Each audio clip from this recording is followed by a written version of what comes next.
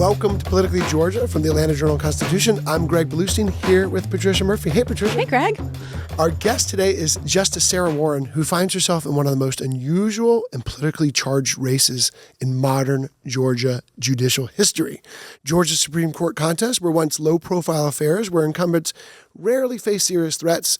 Now they've become another front in the state's partisan wars.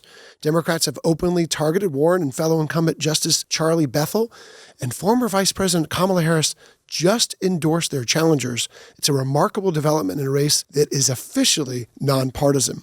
The stakes are significant. Not since 1922 has a sitting Georgia Supreme Court justice seeking another term been defeated.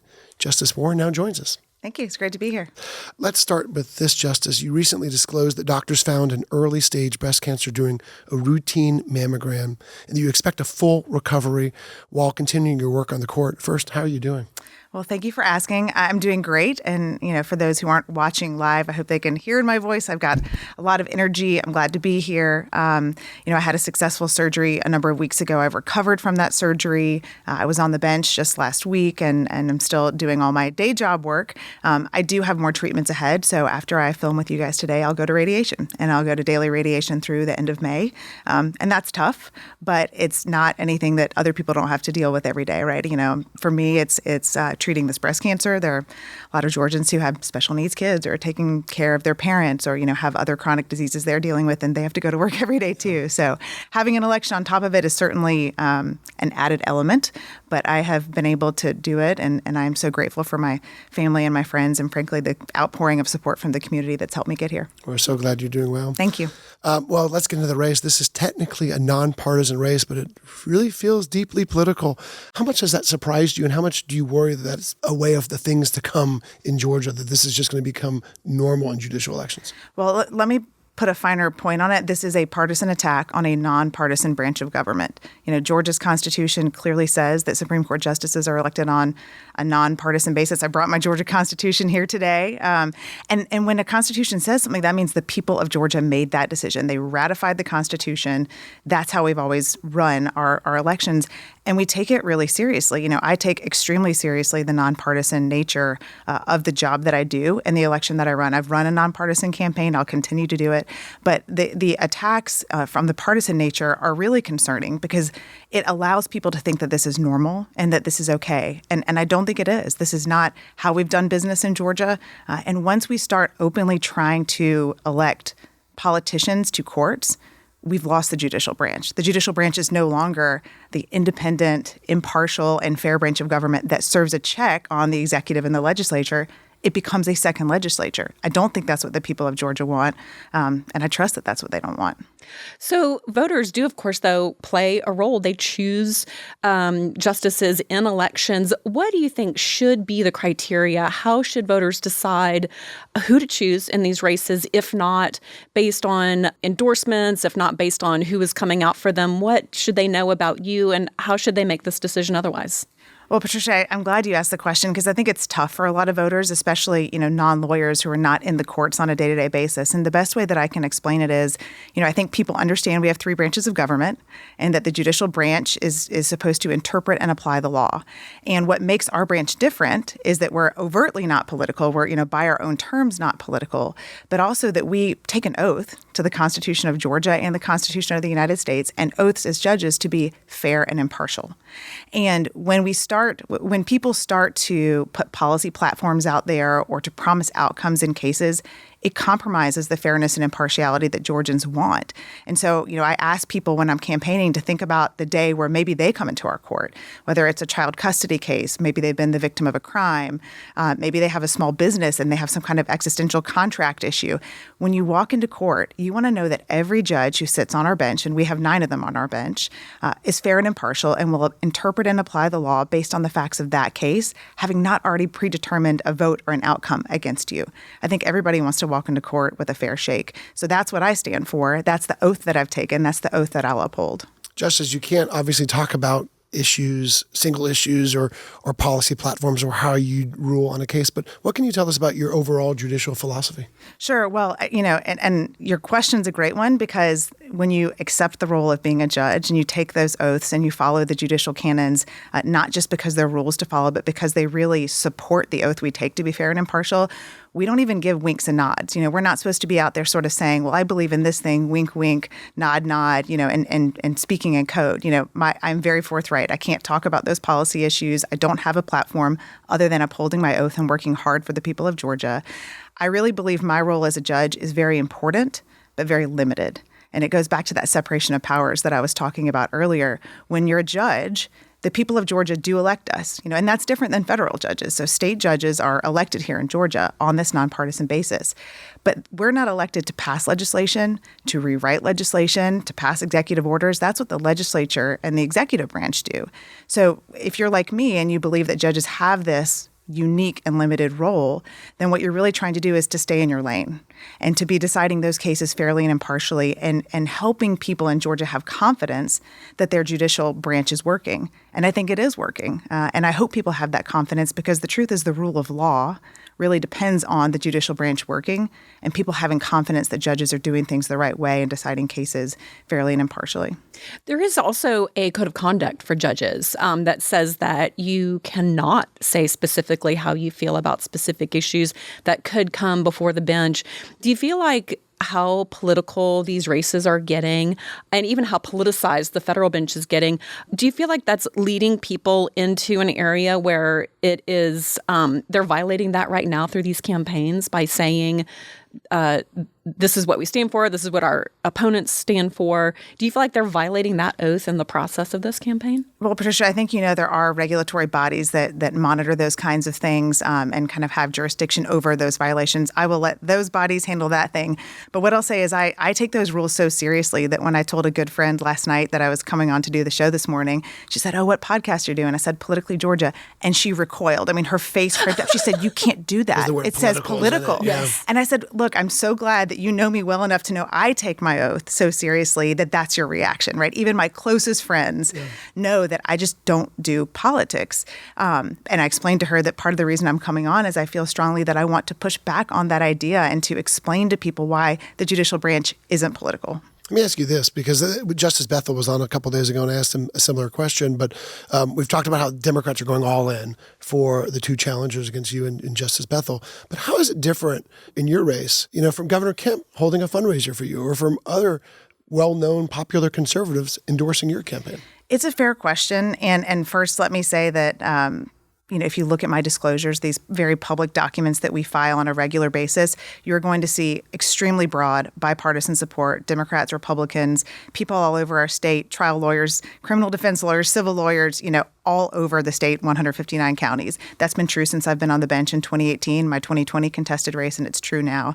But the bipartisanship is important, and I don't think it is fair to sort of equate the chief executive of the state offering support when what I'm doing is going out and trying to get the endorsement through the vote of every single Georgian. I'm not speaking to one political party. I'm speaking to all political parties and people who do not affiliate with a political party. So I appreciate our chief executive, our governor's support, but I want support from all Georgians.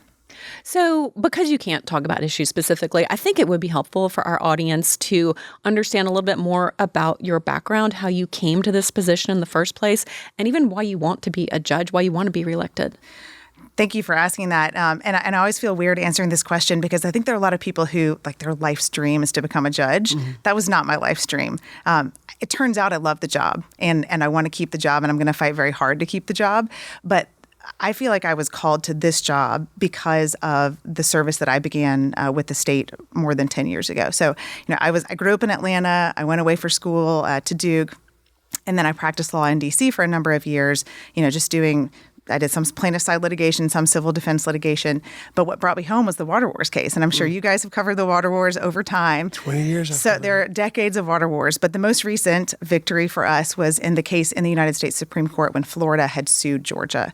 So I was originally outside counsel in that case from D.C., but I was coming home all the time to Atlanta to interview witnesses and do the litigation and do discovery. I realized I wanted to be home. And so my husband and I moved home with our small child. At that time, we only had one, and now we have three. And I began working in the Attorney General's office, first on water and then on appellate litigation and complex civil litigation.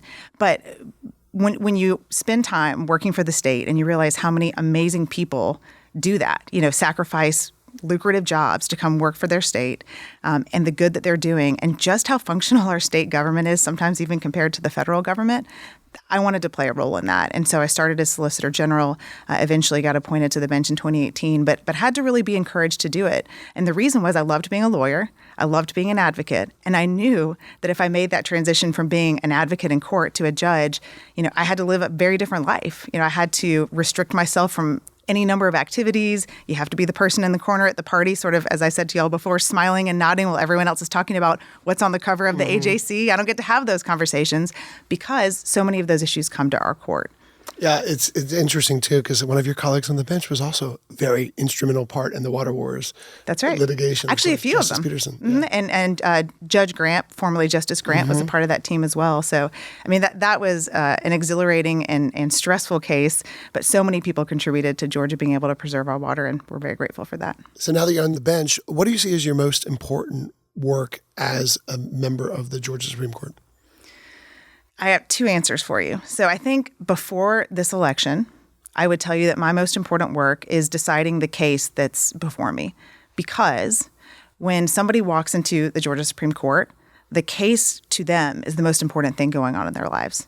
This is the highest court in Georgia. We're the last say on matters of the Georgia Constitution and Georgia law. So whatever is happening for the parties in that legal case, it's occupying all of their thinking. Whether it's, like I said, a business case, whether you're the victim of a crime, whether you've been convicted of a crime and your life and liberty are at stake. These are all people for whom they are thinking about that case all the time. And so I dedicate myself to each of those cases with equal vigor. I think now that this election cycle has proven to be different than past ones, my most important task now is defending the integrity of the courts and defending the nonpartisan nature of our Supreme Court and our courts that the Georgians decided and put into place with our Constitution. I think it is so critically important. I really shudder to think of a world where the judicial branch is converted to a political branch of government, and then we have three political branches. Our government was designed to have a check on the system. That check is the judiciary. And so I march forward doing what I can to play that role because I do believe this election is a lot bigger than re-elect Sarah Warren. I do want to be reelected. Please vote on May 19th. But what I really care about is the system as a whole and the integrity and the fairness and impartiality that every Georgian deserves. Justice, before we wrap up, we've been talking a lot on the show about Wisconsin and about how tens of millions of dollars have been spent in Wisconsin races for their top court that have become overtly political, overtly partisan. What does Georgia risk if it goes down the road of becoming more and more like states like Wisconsin? I am proud to be from Georgia. I am proud to be a Georgian. I am proud to be raising my children in Georgia. And I want Georgia to keep all the things that make it special and unique. We have a wonderful system in Georgia. And if you talk to the lawyers who practice in the Georgia Supreme Court and the people whose lives are affected by those cases, they don't want us to be like another state. I think our judiciary is sort of a crown jewel in a sense. There are lawyers and judges in other states who say, how do you do it? How are you such a functional Supreme Court where people can disagree? Because disagreeing is okay. Our justices disagree. They write dissents or separate opinions, but we get the work done because we decide thousands of cases a year. And they're not all the kinds of things you think about, reading in the paper. It's not just the kinds of stuff you read about in the federal courts, all the hot button issues that people debate about. The kinds of things we decide every day are murder appeals, and civil appeals and business disputes and arbitration disputes. These are things that kind of make Georgians' lives work on a day in and day out basis and affect them. So I talk to Georgians every day, focusing on what Georgians care about. And I want as much as we can to resist this partisan attack on our nonpartisan court. Justice Warren, thanks for joining us. Thank you so much for having me. Well, let's take a quick break. Coming up after we come back, Tia Mitchell sits down with Georgia's newest member of Congress, Clay Fuller. This is Politically Georgia from the Atlanta Journal-Constitution.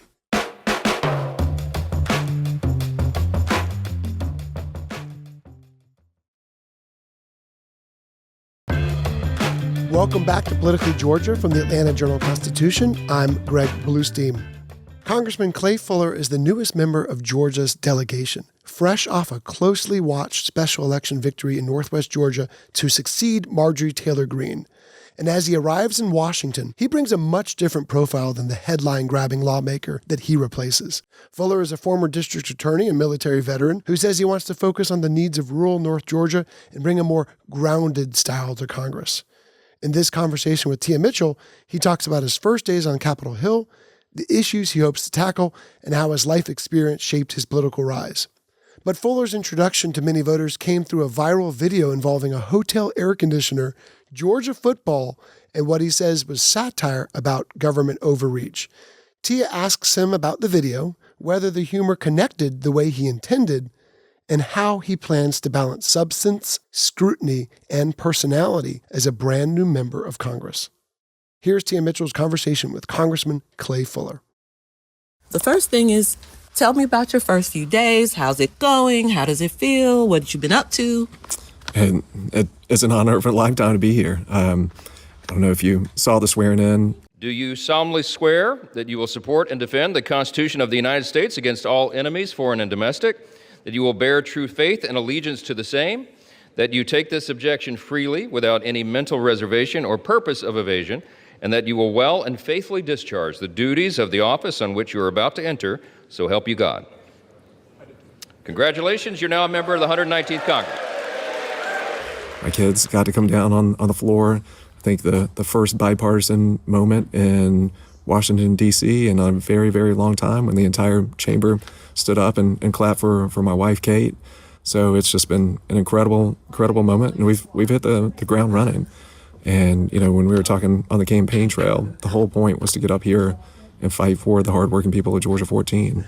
And you can see that in what we've done over the first couple of days. We're a warrior for those people. We're going to keep doing that throughout my time period here.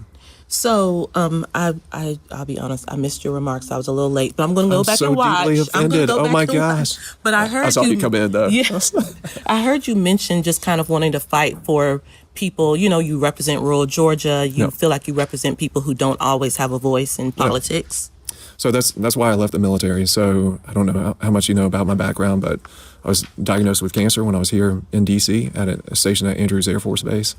And that was 2 weeks in the ICU room. That was the conversation that Kate and I was having through our prayers with God. Is I feel like there's a calling to come back to North Georgia. It's where I grew up. It's where my family is from for 9 generations. You look back when I was growing up in the 80s, 90s, and early 2000s, bad things were happening to those communities. And I said in my remarks that's something that I was on a parallel path with Vice President J.D. Vance, and he wrote about it so eloquently in Hillbilly Elegy. That's why I went back and left the military after duty to make sure I was going to do something about it long term, to make sure that what I went through in my generation wasn't something that another generation was going to face, with both from an economic standpoint and the hollowing out of our communities with the methamphetamine and opioid crisis, which has turned into the fentanyl crisis. It's got to stop. And so that's why I'm so excited to be up here and have this opportunity to say, look, I'm the guy that's talking about rural issues. I'm the guy that's talking about Appalachia. I'm the one that's going to be fighting for those communities to make sure it has a long-term economic future. I feel like this was a period that we don't talk to you about enough. Serving as the DA in Lookout Mountain, what did that teach you? What experiences did you have there that maybe helped inform your political perspective? That's a great question. It was an incredible job. First off, there are leadership lessons in leading a 4-county team. The main thing was just making sure that we were getting those 4 counties to move in the right policy direction, to send a message to the criminal element that lived there and was thinking about coming into our community to commit crimes, that we weren't playing, we weren't messing around. And you see this with what's happening right here in Congress. There's a question about how do you make people who are victims of sexual misconduct feel comfortable? Imagine doing that for the thousands of people that I represent in a 4-county circuit. I wanted to send a message, and I think Capitol Hill needs it too. You can't commit crimes here. You can't hurt people.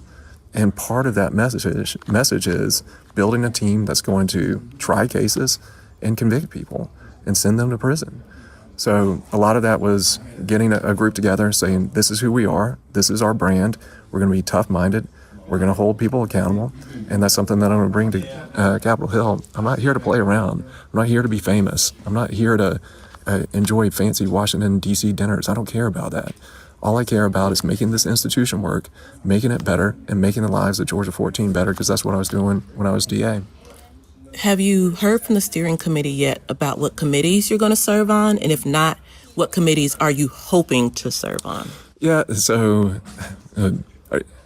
you write for the AJC, but you're not an Atlanta sports fan, right? Do I remember that about you? Well, yeah, I'm not really an Atlanta sports fan, but I'm not a sports fan. I just have other teams. Were you at the paper during the 28-3 Super Bowl? Okay. Do you remember that? Okay. So when I was going through the campaign, I felt good about where we were, but I was never going to measure the Super Bowl ring in the third quarter. So didn't give a lot of thought about the committee's long term, and that's kind of a process that our team's going through right now, just saying who do we want to be if God grants us more time on Capitol Hill. But right now, in the short term, we've been given the Small Business Committee and Transportation and Infrastructure. My wife's a small business owner. Obviously, those What kind of business? So after COVID, there weren't, people weren't coming out, and this was something that was near and dear to my heart too. As a prosecutor, there weren't spaces where people were coming together to be a community, and so my amazing wife, Kate, she built this business where it's basically a community center that brings people together and offers exercise classes, language classes. There's a senior class. The name of the business is The Hive. And they call them Lookout Mountain? Yeah, and so they call themselves the Hive Honeys. And I've had a group of those women tell me that my wife, Kate, has completely transformed their life. They weren't getting out. They weren't making friends. And so that was the whole idea. The kind of term that's used is a third space. And so she's created this business that's a third space for people to come together. That's cool. I never knew that. Yeah. So one more thing, and then we're going to talk, we got to talk about that video. PFAS. You know it was satire, right? I know, oh my gosh, but that's what I want to talk about that. But let's do one more serious thing before we get to the video. Okay. PFAS, because I finally got a chance to watch the Frontline documentary. Yep. That, of course, the AJC was part of this. But I remember you said that's something that you want to look at the forever chemicals and how it's impacting that region. Is that work that you think you might be able to do now in Congress? Yeah, so it was part of, I think the AJC's reporting on this too. If you look at the thyroid cancer rates where I grew up in White County, it's 3 to 4 times the national average. So that was the type of cancer that I was diagnosed with in 2013 here in D.C. And so part of the work that I want to do here is not to sound too much like A Few Good Men, but I want the truth. I want to get an understanding of what the facts are. And from my perspective I want to make sure that we're bringing federal resources to clean this up, because everyone in North Georgia deserves clean water, clean land. They deserve their family to be healthy. I don't ever want a person in North Georgia to go through what I went through. That moment where you're told that you have cancer and you've got to tell your family, it's a devastating moment. I don't ever want to see that anymore in these communities. And what kind of cancer did you have? It was thyroid cancer. It was thyroid cancer. Do you think it might be related to the forever chemicals? I don't know. So I grew up in a different county in White County. You grew up in what county? White County. You grew up in White County. Northeast Georgia. Right. Yep. And so the recent reporting hasn't said, and so there's... it hasn't got to White County. No. So I don't know what, and I appreciate some investigative reporting, trying to get additional facts, but that's something that I'm going to work on. I would love to, continue talking about that as a journalist who, is interested as well. Yeah. Okay, the video. So I had to stay in a hotel in Maryland for work, and I wake up and it is blazing hot in my room, so the AC's out. So I go to the front desk and I was like, "Hey, sir, the AC's out. Can you send anybody down to my room to help fix it?" I said, "Well, it's not that it's broken. I have to understand that there's an AOC Green New Deal thing where if you're not moving in your room, the AC just basically shuts off on its own." I said, "Well, I'm asleep. Obviously, I'm not moving." And he said, well, don't worry, there's this VIP setting that we can override it and the AC will turn on. And I was offended. And I said, hey, I don't understand. I should already be in VIP mode because I'm from Georgia. He says, I don't understand. I said, well, Georgia is named after George Washington, who quite literally invented freedom. It's the birthplace of Ronald Acuna Jr. It's the birthplace of Gunnar Stockton. And he said, well, I'm immediately switching it to VIP mode. The first thing I want to ask is, when you recorded the video, what were you thinking? You were where were you at? I was at a hotel in Maryland. Why were you in Maryland? I just went there for a work trip, and so I was down there near the Naval Academy, and so, like Annapolis area. Annapolis, yep. So and you were hot. Yeah, I couldn't sleep. This was in the middle of the morning, and I'd actually heard walking out of the hotel a couple of people complaining about their AC. So I just went to the front desk and asked the question. And I'm not kidding. This was the term that the person used. They said, there's a VIP mode. So there's a VIP mode. And so you kind of saw the rest of it. And I thought it was just, so, the thing that I'll always try to do, and this is from Swift on up, people use satire to talk about larger issues, right? And that's what this is. The joke really went over a lot of people's heads. You heard the speaker talking about this. The right offers common sense. The left offers crazy. The crazy is the left would control what you do in your own hotel room that you're paying for, the temperature that you would set it at. They would control every aspect of your life. And that was kind of the point of the video, is to say, this isn't who we are as a country. This isn't who we are. Did it teach you anything about just like the new level of attention and scrutiny? It taught me that we need more humor in our politics. And that was something that I'll probably do more of. I think we need politicians who can speak truth and use humor to do it, to expose just the false notions that people have about their political leaders, about people who care about them and want to make the country better. What is your thought on the mix between like serious member of Congress versus showing your personality, being humorous? Because I think a lot of people, they don't know you at all, but to know if you're serious, if you're a funny guy, they're just now getting to know you. So what kind of balance do you want to strike for yourself as you're now in the public eye? Yeah, I think people, especially in Georgia 14, all they want is somebody that's authentic. And I'm going to try to be my authentic self. I can be serious. When I'm in a courtroom, it's game on. It's a competition. I'm there to hold someone accountable. But you can go through my transcripts. There's often times that I would attack a defense's line of attacking my case by ridiculing it with humor. Sometimes it's the only thing to do, to just mock something and show how completely ridiculous it is. So that'll be kind of a key aspect of what I do. So I think people are looking for authenticity in their leaders, and I think it would be a terrible thing if we don't use humor. You see it from successful leaders on through history. Lincoln did it, Churchill did it. Everybody's used humor to expose a larger truth, and that was all I was doing. I needed Greg Bluestein to explain the joke to me, because at first I was like, what is he? And then even in the backwards hat, I should have known that was like a bit, because you're not. Can you make sure, because I've gotten a couple of people texting me about the backwards hat. This is legitimately in the middle of the night. I'm recording this. I am not gonna go on video looking like I put my finger in a light socket because my hair's standing up, and I'm not gonna take time. So I was like, I'll throw on a backwards hat. I didn't want to put a logo forward, so I put a blank. See, that was very conscientious. Yeah. What did you think about the thirst? There's a little bit of thirst as well on social media now. You haven't seen that? Oh, I know you've seen the comments. You've seen the replies. I love my wife. I'm a happily married man. If that's happening online, I'm just going to assume it's a Chinese or Iranian bot. I have no idea. Understood. Yep. Final question, back to serious. I have noticed that, there is a primary. You are on the ballot. Doesn't look like anyone else is actively campaigning.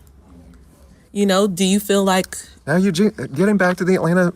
You can't say that out loud. Why? Getting back to my fandom. You're jinxing it by saying that. Oh, true. But that's the observation. There were some people that we thought were just laying low until April 7th. But remember, we talked about this on April 7th. I know you disagreed with me, But throughout this campaign, it's been a dominating performance. Dominating performance. People looked at it and like, wow, that's what he did in a special over Easter with everybody on spring break. That's what I was trying to say. I know y'all didn't report it that way. We've reported that. We just reported other people saying something different. In fairness, we reported both. Now I'm gonna screenshot text and send it to tweets and send it to you. That's not how y'all presented it. Well, I'm talking about in the written, you know what I mean? Yeah. In our write-up, the longer. I get what you're saying, though. Yeah. So, no, I think people looked at it and was like, this is a completely dominating performance. And I know the other side is looking at that too and looking at how the electorate is going to shape up heading into November. And then they've looked just at this first week. It's been an incredible first week that we've had here on Capitol Hill. We're just going to keep it going because the only thing that we're here to do is represent the interests of the hardworking people of Georgia 14. We'll keep doing it. Well, that's going to do it for today's edition of Politically Georgia. If you enjoyed what you heard, please follow, rate, and review us on your favorite podcast platform and share Politically Georgia with a friend. We'll talk to you next time on the Politically Georgia podcast from the Atlanta Journal-Constitution.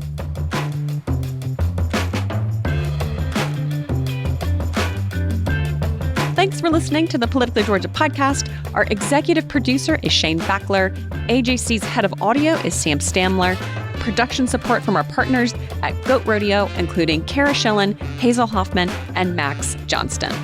For more of our political coverage, visit ajc.com/politicallygeorgia, and we invite you to support local journalism by subscribing to the AJC. Join us again next time on Politically Georgia from the Atlanta Journal-Constitution.